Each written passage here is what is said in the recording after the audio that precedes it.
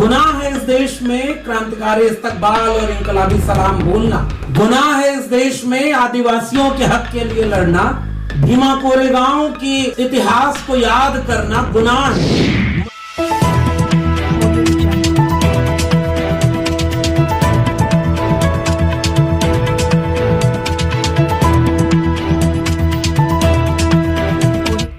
इस news channel पर जो भी वक्ता ने कहा वो उसकी अपनी राय है, जिसकी पुष्टि नेशन न्यूज इंडिया नहीं करने करता। की बात करना कोई गुनाह नहीं। घरों में तलवार रखे जाने की बात खुलेआम मंचों से करना गुनाह नहीं है। गुनाह की परिभाषा बदल गई और इसलिए मुझे लगता है कि ऐसी परिभाषा में हमें फक्र है उन गुनहगारों पर जो इस मुल्क की जमहूरियत को बचाने के लिए हमारे हिस्से की लड़ाई लड़ते हुए जेल में। हम तो कितनी सहूलियत में जी रहे हैं, हमें पता ही नहीं कि हमारे हिस्से की लड़ाई कौन लड़ता हुआ कितनी मुश्किल में, उसका परिवार कितना कुछ। आप कौन है इस देश में यह बात कहने वाले कि आप रह सकते हैं या आप नहीं रह सकते? अभी तो आप वाला देश बना भी नहीं है जो अखंड भारत आप बनाना चाहते हैं। यह सब कुछ होता हुआ देखना और तब यह सोचना कि इस देश में संविधान कहाँ है, क्या कर रही है न्यायपालिकाएं, कहाँ खड़ा है वो कानून, वो चार्जशीट, वो मुकदमे, वो जेलें किसके लिए बनी थी और कौन कह रहे? बाकी मुल्क के जो अमन पसंद लोग हैं वो चुपचाप सब होता हुआ देख रहे हैं। कोई आदिवासियों के बीच से पत्रकार को उठा ले गया, कोई छात्र को विश्वविद्यालय से ले गया, कोई प्रोफेसर को ले गया, कोई आंदोलन करने वाले लोगों को ले गया और बाकी देश में कोई हलचल ना हो, तो फिर इससे किसको हिम्मत मिलती? उसने कहा कि मैंने कब्रिस्तान में उनकी भी कब्रें देखी जो केवल इसलिए नहीं बोले कि हक की या सच की बात बोलेंगे तो मारे जाएंगे। उस दौर में कौन हुक्मरान था, किसने क्या किया, उसे इतिहास भूल गया है। कबीर जो अकेला चला वो आज अभी इतिहास में दर्ज है और वो याद किया जा रहा है। इसलिए मुझे उम्मीद है कि ये सारे हक की लड़ाई लड़ने वाले इतिहास में दर्ज। सरोजगिरी जी, किस किस को कैद करोगे मुहिम के तहत आयोजित इस प्रेस कॉन्फ्रेंस में आए हुए आप सभी लोगों को मेरा क्रांतिकारी सलाम। अभी यहां जितनी भी बातचीत हुई, इसे सुनने के बाद पहली बात यह समझ में आ रही होगी कि कैद कोई और है और हम उनकी रिहाई के लिए आए हैं। लेकिन ये सब होता हुआ देखता और शायद हम लोग का कुछ न कर पाना, मुझे ऐसा लगता है कि उनकी बजाय कहीं हम ही तो नहीं कैद हैं, अलग अलग दायरों में, अलग अलग वजहों से। और जो लोग कैद हैं, जिनकी तस्वीरें अभी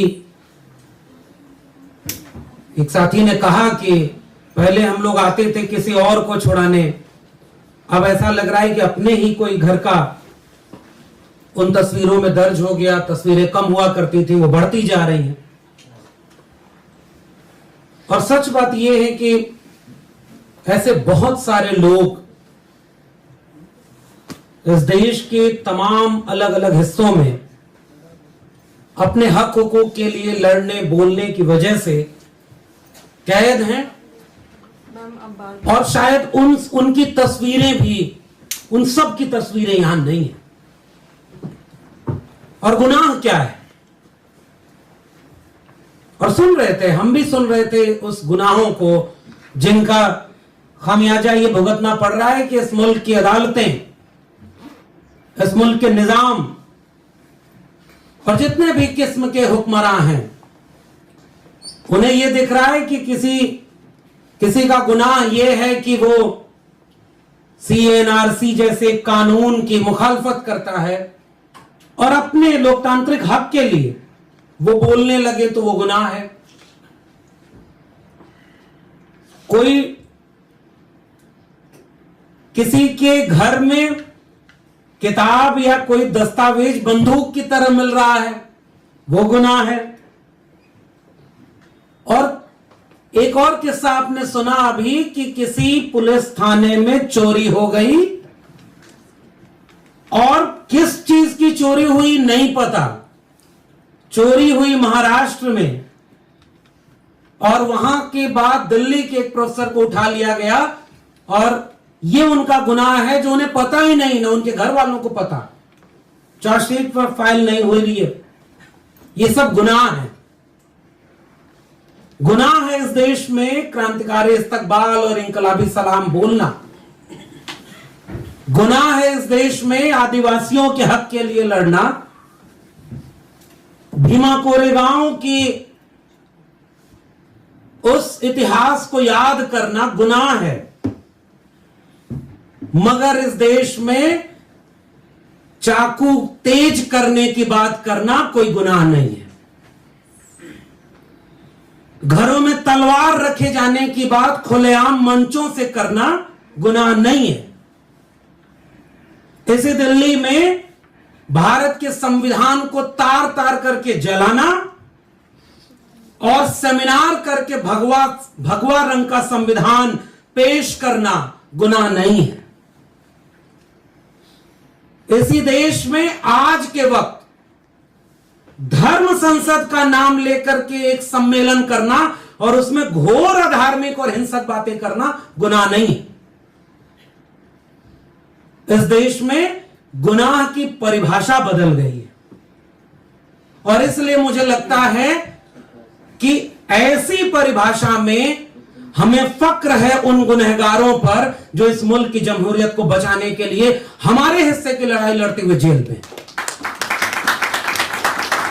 और इसलिए हमें जोखिम उठाना होगा, सच कहने का जोखिम, और जिन्होंने जोखिम उठाया उसी का तो खामियाजा वो भुगत रहे हैं। और सच बात यह है कि मैं बतौर नागरिक जब इस तरह के कार्यक्रमों में पहले भी हम शामिल हुए हैं और अब भी जब भी आते हैं तो हमें लगता है कि हम तो कितनी सहूलियत में जी रहे हैं। हमें पता ही नहीं कि हमारे हिस्से की लड़ाई कौन लड़ता हुआ कितनी मुश्किल में है, उसका परिवार कितना कुछ झेल रहा है। जो हक की लड़ाई के लिए लड़ने गया उसे इतना झेलना पड़ रहा है और जो हकमार बैठे हैं वो आबाद खुले घूम रहे हैं। वो देश लूट लें, वो सब कुछ कर लें, अब वो अपने लोगों को हुक्मरान बनाएं और इस मुल्क को बेच करके अपने दोस्त को दुनिया का दूसरा सबसे अमीर आदमी बना दे। और अब तो ऐसा हो रहा है कि जैसे सबसे बड़े इंटेलेक्चुअल वही हैं, वो टीवी पर बैठकर इंटरव्यू देंगे कि कैसे इस देश में फ्रीडम ऑफ स्पीच होनी चाहिए, जो हर तरह की बोलने वाली आवाजों को बिकते हुए बाजार में खरीद ले रहे हैं। उनका चैनल पे इंटरव्यू चलाया जाएगा। और दूसरी तरफ एक ऐसा सांस्कृतिक संगठन है भाई इस देश में जो गैर राजनीतिक है, जो राजनीति नहीं करता, वो एक सांस्कृतिक संगठन है और उसके मुखिया बोल रहे हैं कि हां हम इस देश में मुसलमानों को रहने देंगे। रह सकते हैं वो। भाई आप कौन है इस देश में यह बात कहने वाले कि आप रह सकते हैं या आप नहीं रह सकते? अभी तो आप वाला देश बना भी नहीं है जो अखंड भारत आप बनाना चाह रहे हैं। यह सब कुछ होता हुआ देखना और तब यह सोचना कि इस देश में संविधान कहां है, क्या कर रही है न्यायपालिकाएं, कहां खड़ा है वो कानून, वो चार्जशीट, वो मुकदमे, वो जेलें किसके लिए बनी थी और कौन कैद है। भाई ये सब सवाल दरअसल आपसे नहीं अपने आप से पूछ रहा हूं। जब प्रोफेसर साईं बाबा का किस्सा सुना रहे थे और मैडम ने ये कहा कि उनको ढंग से जेल में खाना मिले, इसके लिए जेल के बाकी साथी जब भूख हड़ताल करते तब उन्हें हॉस्पिटल ले जाना है या उनकी बुनियादी जो जरूरत है वो पूरी हो पा रही है। आप कल्पना करें कि कानून कहां है। हम इतिहास में पढ़ते थे कि भगत सिंह और उनके साथियों को जेल में अनशन करना पड़ता था, लड़ाई लड़नी पड़ी, कुर्बानी देनी पड़ी। भावनात्मक बात है, लेकिन सोचना होगा इस मुल्क के लोगों को। अगर आज भगत सिंह होंगे कहीं तो सोच रहे होंगे हम किनके लिए शहादत दिए, और ये देश बाकी मुल्क के जो अमन पसंद लोग हैं वो चुपचाप सब होता हुआ देख रहे हैं। कोई आदिवासियों के बीच से पत्रकार को उठा ले गया, कोई छात्र को विश्वविद्यालय से ले गया, कोई प्रोफेसर को ले गया, कोई आंदोलन करने वाले लोगों को ले गया, और बाकी देश में कोई हलचल ना हो, तो फिर इससे किसको हिम्मत मिलती है? हिम्मत उन्हें मिलती है, वो चाहते हैं कि बारी बारी करके एक एक आवाज को खामोश कर देंगे। मुझे लगता है कि आज की इस बातचीत का एक मकसद तो शायद यह भी होगा कि इस दिल्ली के छोटे से कमरे की चारदीवारी के दूर, बहुत दूर, देश के कोने कोने में शायद ये आवाजें जाएंगी, शायद उनके निर्जीव से पड़े जिस्म को झकझोरेंगी कि भाई आपके देश में और क्या क्या हो रहा है, आप कब जागोगे।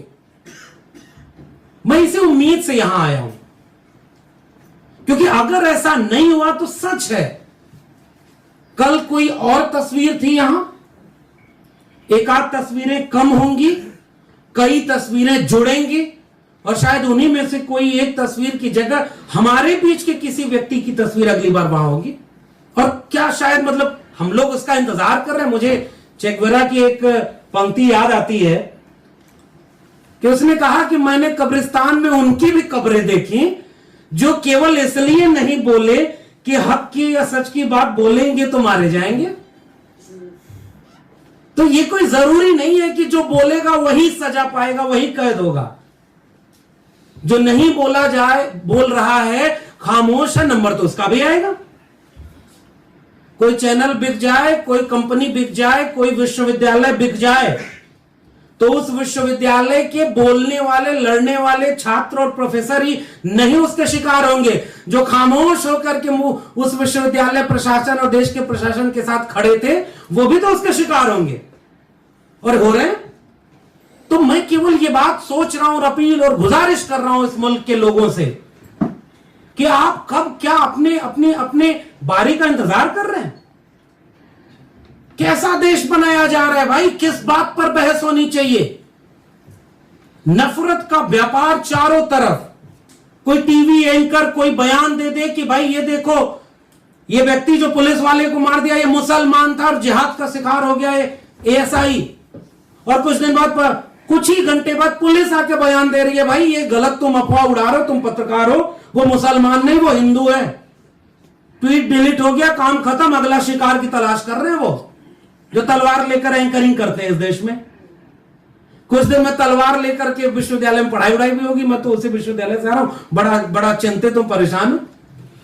हमारे विश्वविद्यालय में अब नए नए सिलेबस बन रहे हैं कि भारतीय परंपरा, भारतीय संस्कृति, भारतीय चिंतन धारा, इनको हम विश्वविद्यालय के विद्यार्थियों को पढ़ाएंगे। लेकिन मैं एक सवाल पूछता हूं कि क्या उसमें भारतीय चिंतन, परंपरा, धारा और इन सब में वो सारे सवाल पूछने वाले लोग शामिल होंगे या नहीं? और वो कौन सा भारत होगा जिसमें सच बोलने पर गुनाह ये मिल रहा है कि सजा मिलेगी, आप जेल जाएंगे। तो इसलिए मैं उम्मीद करता हूं, पता नहीं ये कार्यक्रम करके शायद यहां आने का एक फायदा केवल मुझे यह दिखता है कि हम सब एक दूसरे से हिम्मत लेते हैं और हिम्मत देते हैं। जिनके परिवार के लोग जेल में बंद हैं, वो अगर अपनी बात खत्म करते करते ये बात कह के जाएं कि एक ऐसा सवेरा आएगा, वो सारे लोग बाहर होंगे जो आज जेल में हैं, तो मुझे लगता है कि हमें यहीं से हिम्मत मिलती है। जब वो नहीं टूट रहे तो हम क्यों टूटे? और शायद हम सब एक दूसरे को हिम्मत दे करके ही टूटने से बचा पाएंगे। क्योंकि मेरा मानना यह है कि इतिहास, मैं अभी कुछ लोगों से बातचीत कर रहा था तो मुझे याद आ रहा था वही भारतीय चिंतन परंपरा, भारतीय संस्कृति, जिसमें जब कबीर कहीं किसी इतिहास के कोने में खड़े होकर सवाल कर रहे थे कि ऐसी दुनिया, ऐसी बावली पाथर पूजे जाए, वो कबीर सवाल कर रहे थे कि पाथर पूजे हरि मिले तो मैं पूजू, पहाड़ ताते ये चाकी भली पीस खाए संसार, काकर पाथर जोर के मस्जिद लई चनाए ताचड़ मुल्ला बाग दे क्या बहरा हुआ खुदाए, अरे इन दोन राह न पाई हिंदुन की हिंदुआई देखी तुर्कन की तुर्काई। वो बार बार एक सवाल कर रहे थे कि मोको कहां ढूंढे रे बंदे, मैं तो तेरे पास में। पोथी पढ़ पढ़ जगमुआ, क्या कुछ नहीं कहा है। उस दौर में कौन हुक्मरान था, किसने क्या किया, उसे इतिहास भूल गया है। कबीर जो अकेला चला वो आज भी इतिहास में दर्ज है और वो याद किया जा रहा है। इसलिए मुझे उम्मीद है कि ये सारे हक की लड़ाई लड़ने वाले इतिहास में दर्ज रहेंगे और जब भी 2022-23 का इतिहास पढ़ा जाएगा तो ये याद किया जाएगा प्रोफेसर साईं बाबा, प्रोफेसर हनी बाबू, खालिद सैफी, उमर खालिद और तमाम वो सारे आदिवासी, दलित एक्टिविस्ट, मुसलमान एक्टिविस्ट, छात्र, प्रोफेसर हमारे हिस्से की लड़ाई लड़ते हुए जेल में थे। और उस समय फिर एक सवाल और हमसे पूछा जाएगा कि हम बाहर थे तो क्या कर रहे थे। हम बाहर थे और हम ये जानते थे कि यह गलत हो रहा है तो हम क्या कर रहे थे।